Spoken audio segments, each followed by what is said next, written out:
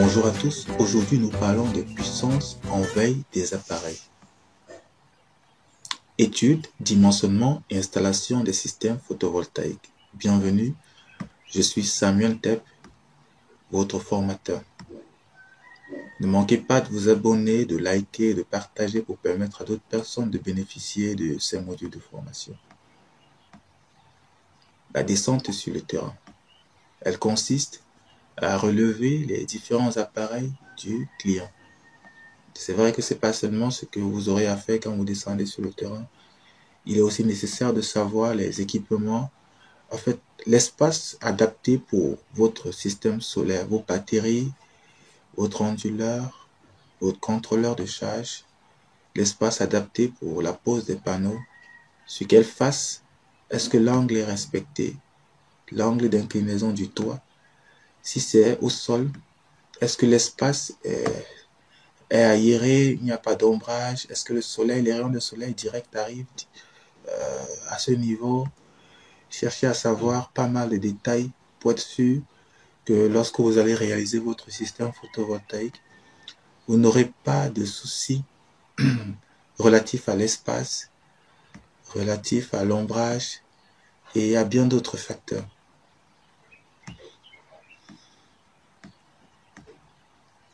Nos différentes manières de formation.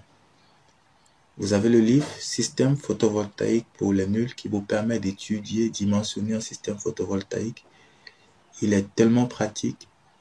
Il suffit de suivre étape par étape les directions qu'il vous donne. Vous parviendrez à être à mesure de dimensionner votre système photovoltaïque vous-même ou bien à être un technicien du domaine photovoltaïque. Vous avez le livre Photovoltaïcism for Beginners qui est en fait la version en anglais du livre Système photovoltaïque pour les nuls. Vous avez Comprendre le photovoltaïque qui décrit tout simplement les concepts utilisés dans le photovoltaïque, par exemple irradiation, ensoleillement et bien d'autres concepts.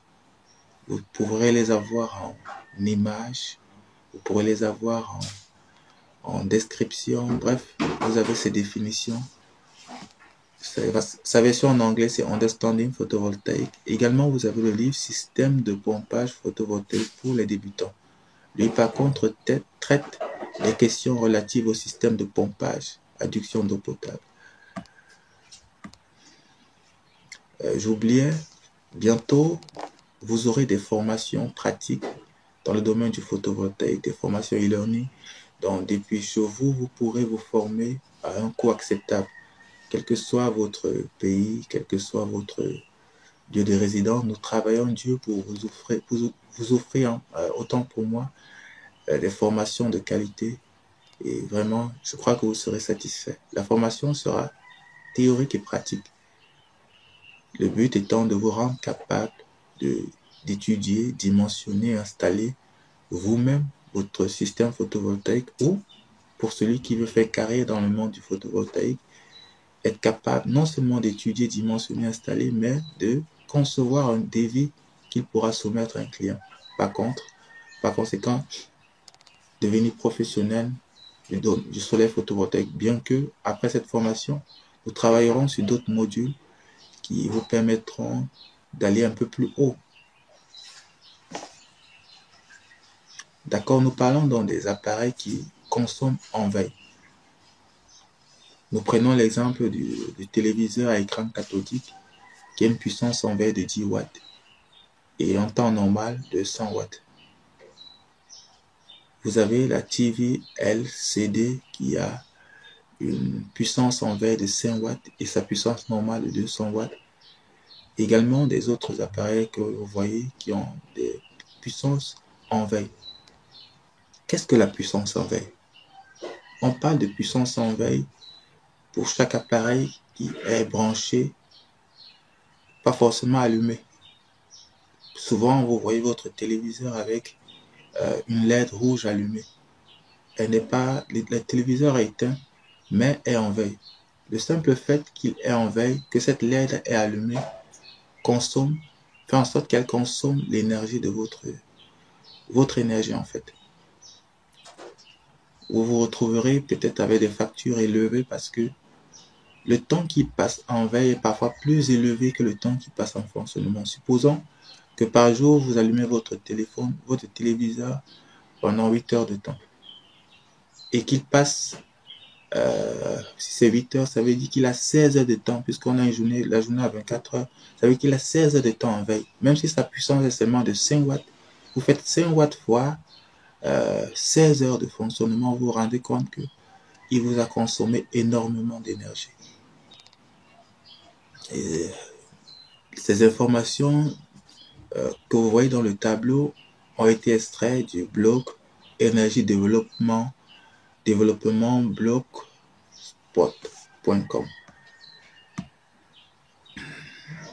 Bilan de puissance énergétique simple. Ça, c'est le bilan de puissance sans équipement qui fonctionne en veille. Donc, ça veut dire que vous avez sensibilisé le client, vous lui avez fait comprendre que ces appareils qui fonctionnent en veille seront un souci pour lui. Il a compris et désormais ne laissera pas sa télévision branchée, ne laissera pas son ordinateur portable branché. Bref, ne le laissera pas en veille. Le bilan de puissance est nettement moins lourd que celui du cas où il décide plutôt de laisser ses équipements en veille. Nous avons une énergie totale de 7560 Wh. Quand son système sera dimensionné, il aura nettement moins de panneaux que celui qui aura laissé ses équipements en veille.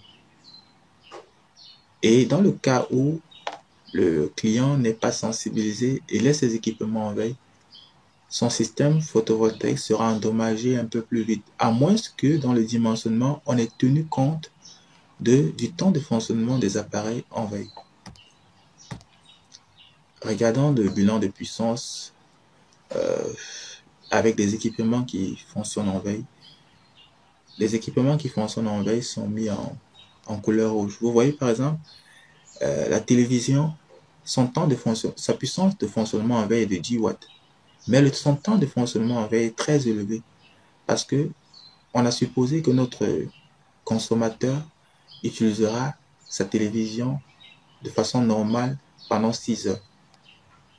Ça veut dire que sa télé va rester branchée les 18 autres heures en mode veille. Imaginez 18 heures de fonctionnement en veille fois 10 watts.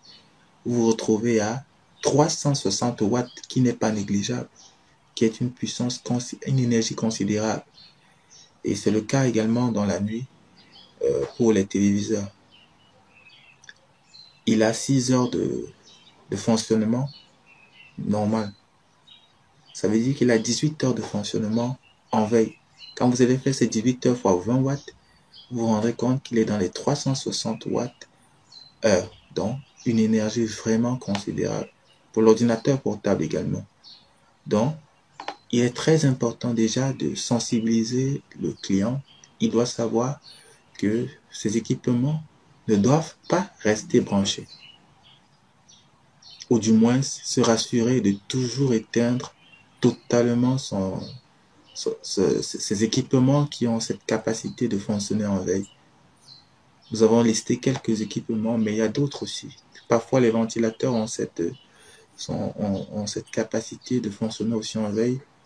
Lorsque le bouton qui lui permet de laisser cet éclairage, ces dispositifs d'éclairage LED,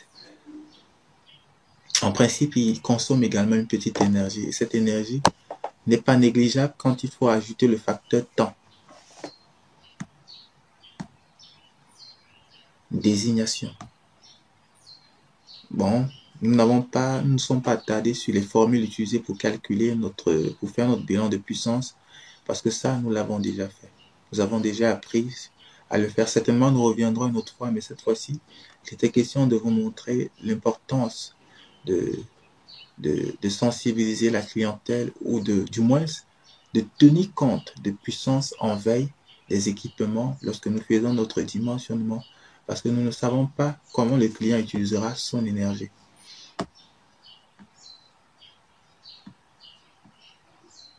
À très bientôt pour la prochaine leçon. Ne manquez surtout pas de nous laisser vos questions en commentaire. Nous ferons de notre mieux pour vous apporter des réponses adapté. Si vous vous posez des questions, il y a assez de modules de formation. Nous vous conseillons déjà de consulter tous les différents modules de formation pour être déjà assez outillé et de plus de, de vous abonner, de liker, pour permettre en fait et de partager surtout pour permettre à d'autres personnes de bénéficier de ce qui vous a été bénéfique vous. Donc, nous sommes heureux de passer ces moments constamment avec vous. Notre souhait, c'est de vous offrir de plus en plus ce qui est meilleur. Comme nous vous disions, nous travaillons sur des formations. Donc, à la fin de chaque formation, vous aurez des attestations qui certifient que vous êtes formé, vous êtes capable de ci ou de ça. À très bientôt donc pour vos prochains modules de formation.